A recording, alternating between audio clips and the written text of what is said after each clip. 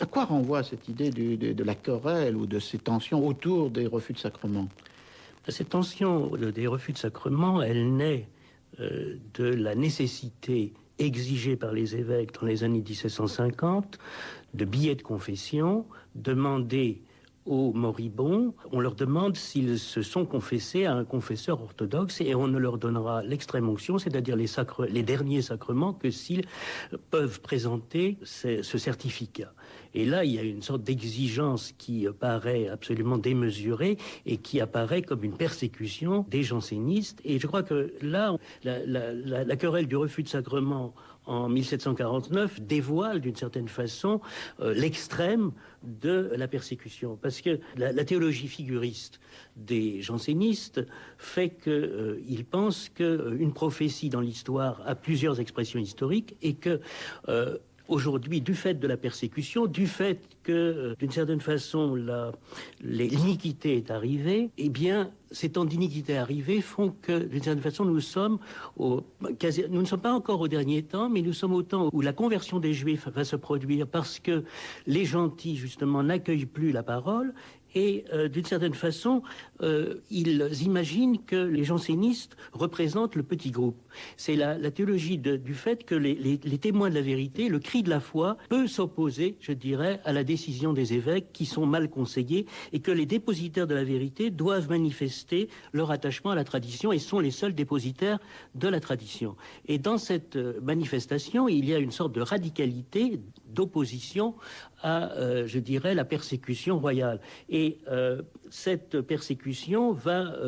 atteindre son maximum au moment où, d'une part, à partir de 1730, il n'y a quasiment plus d'évêques jansénistes, il en reste 2 ou 3, et je dirais, à partir de la mort de l'archevêque de Paris, l'archevêque de Noailles, en 1729, d'une certaine façon, les évêques orthodoxes peuvent déclencher une offensive extrêmement importante contre les jansénistes, la pointe extrême étant ce refus de sacrement qui, d'une certaine façon, donne une publicité au combat, et cette publicité déclenche dans Paris des oppositions, des émeutes, et c'est pour cela qu'à ce moment-là, les parlementaires peuvent intervenir dans le débat en disant qu'il y a trouble à l'ordre public et prendre des mesures pour imposer aux curés ou aux vicaires le fait d'administrer les sacrements. Et là, il y a une intervention tout à fait scandaleuse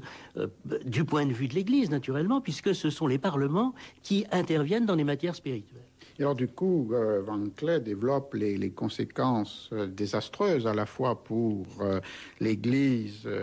catholique, pour la monarchie et même pour la foi chrétienne de cette querelle, puisque le roi est discrédité comme incapable d'assurer la paix religieuse, d'assumer son rôle de représentant de Dieu, comme vous le rappelez,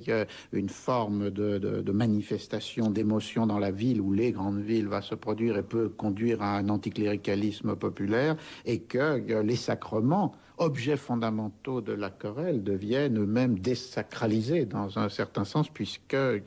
des éléments politiques. Alors, est-ce que vous suivez aussi l'analyse de Van Cley quant à sa caractérisation du jansénisme? Parce que là, on vient de voir les effets que produit la persécution du jansénisme. Mais pour Van Cley, ces effets produits par la persécution renvoient aussi à quelque chose d'intrinsèque dans le jansénisme. Et il a une manière de lire le jansénisme qui en ferait comme un mélange pour la théologie augustinienne du calvinisme et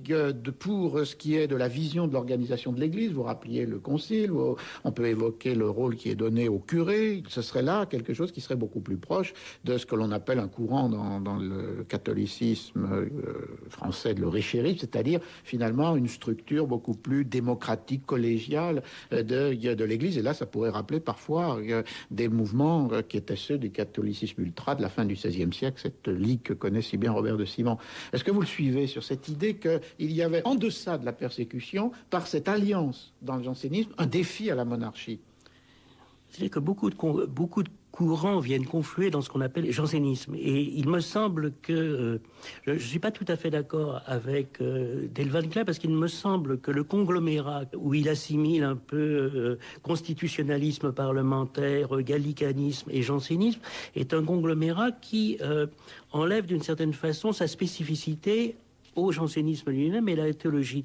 De la même façon, je ne serais pas tout à fait d'accord pour assimiler calvinisme et jansénisme. Je pense que les jansénistes sont des gens qui sont favorables à la fois à l'Eucharistie et à la vision sacrificielle de la messe, qui sont favorables au sacerdoce et aux prêtres. Et je rappelle que l'un des grands miracles jansénistes en 1725, qui est d'ailleurs la répétition d'une figure de la Bible, puisque c'est une hémorroïs qui est guérie, une femme qui perd son sang, Anne de la Fosse, à la paroisse Sainte-Marguerite, qui, eh bien, c'est exactement au moment de la fête de Dieu et à une procession de la fête de Dieu que se produit cet incident. Donc, d'une certaine façon, je ne crois pas qu'on puisse assimiler complètement calvinisme, jansénisme. Je crois qu'il faut maintenir les spécificités propres au jansénisme qui s'inscrit, je dirais, dans la contre-réforme catholique. Et alors, d'autre part, après 1770, ce conflit autour des refus de sacrement s'apaise par différentes mesures suivies en très grand détail dans le livre de Van Clé, avec des alliances complexes, le roi, l'Église, le Parlement, le parti janséniste. Mais pour Van Clé, ce jansénisme vague survive, qui va le conduire jusqu'à la Révolution, à l'intérieur des conflits plus politiques qui vont opposer le parti parlementaire, ensuite parti patriote, à ce qu'il désigne comme un parti dévot qui tantôt appuie le roi, mais le plus souvent essaye de le déborder ou de faire pression sur lui. Est-ce que là aussi on peut repérer cette filiation janséniste dans un sens qui conduirait jusqu'à Grégoire, mais à la repérant, est-ce qu'il n'y a pas le risque de l'exagérer? Je pense que, d'une certaine façon, la grande querelle janséniste qui part, je dirais, de 1713 s'arrête un peu à l'expulsion des jésuites. Il me semble qu'avec l'expulsion des jésuites, d'une certaine façon, les jansénistes ont gagné. C'est une victoire que l'on peut qualifier de victoire à la Pyrrhus. C'est vrai que les jansénistes, et Del Van Clé le montre très bien, les jansénistes jouent encore un très grand rôle dans les pamphlets anti-Maupeou, en particulier avec cette figure emblématique qu'il décrit bien, qui est celle de l'avocat Lepage, dont Catherine Maire d'ailleurs avait déjà parlé. Je rappelle que l'affaire Maupeou, c'est le fait d'avoir supprimé le rôle des parlements en 1771, mais au bout de 3 ans de résistance parlementaire, le roi est obligé de les réinstaurer ou réinstaller dans leur forme et définition traditionnelle. Mais pendant cette période, une immense querelle se crée, des partis se cristallisent, parlementaires, jansénistes d'un côté, et partis royalistes ou ministériels de l'autre. Oui, non, ce qui est vrai et ce qui pourrait expliquer d'une certaine façon la crise de la fin de l'Ancien Régime, c'est, je dirais, d'une certaine façon, le fait que ce parti janséniste a refusé tout compromis. Et le fait que dans le refus total du Parlement Maupeou, le refus aussi de l'appel aux États généraux, puisque finalement le Parlement est la seule cour des pairs, cette définition de l'avocat Lepage. Donc, d'une certaine façon, il y a une sorte de défense absolue de l'absolutisme par les jansénismes, mais c'est un blocage de toute réforme. Et d'une certaine façon, ils ont contribué, me semble-t-il, à la crise de la fin de l'Ancien Régime.